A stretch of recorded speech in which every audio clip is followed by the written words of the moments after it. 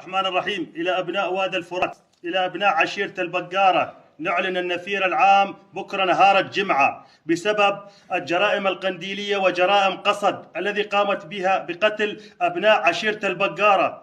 اقتلت من كم يوم واحد من المشهور، واحد من الهلامية، واحد من الحمد العابد، اليوم اشتلوا واحد منصوري. بكرة نعلن النفير العام بسبب هذه الجرائم الذي قامت بها قصد، واستولت على ثروات دير الزور وهجرت أهالي دير الزور.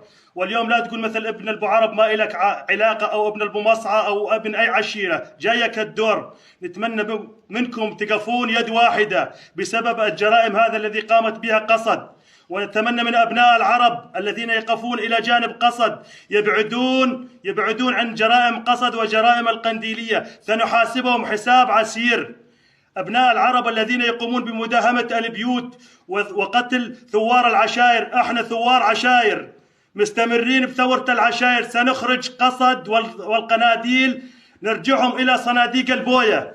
والله العظيم لا نرجعكم على صناديق البوية، أنتوا وأجلان ومظلوم عابدين ترجعون على قنادرنا. احنا أبناء عشائر، أبناء ثوار الخط الغربي، ونساند الشيخ إبراهيم خليل عبود جدعان الهفل قائد ثوار العشائر.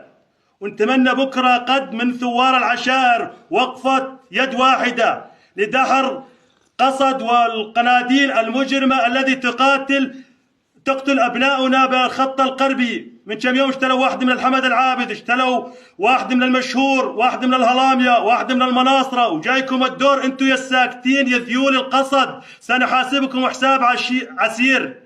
يعني اليوم تبرطل بكم قصد وتبيعون بدم الشعب. احنا ثوار عشائر لا نتبع اي فصيل، احنا قاعد ندافع عن ارضنا وعرضنا، واحنا مستمرين. اذا هم النهار حصاني، احنا ذياب الليل.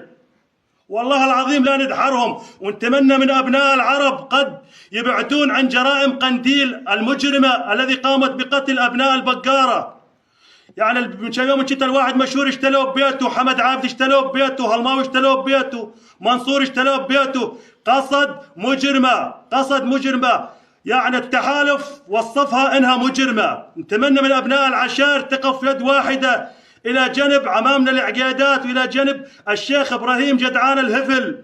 اليوم هو شيخ مشايخ سوريا، واسمعوا انتم يا شيوخ يلي قاعد تبايعون بقصد، والله العظيم لا نربطكم بدور الحصان داحقوا.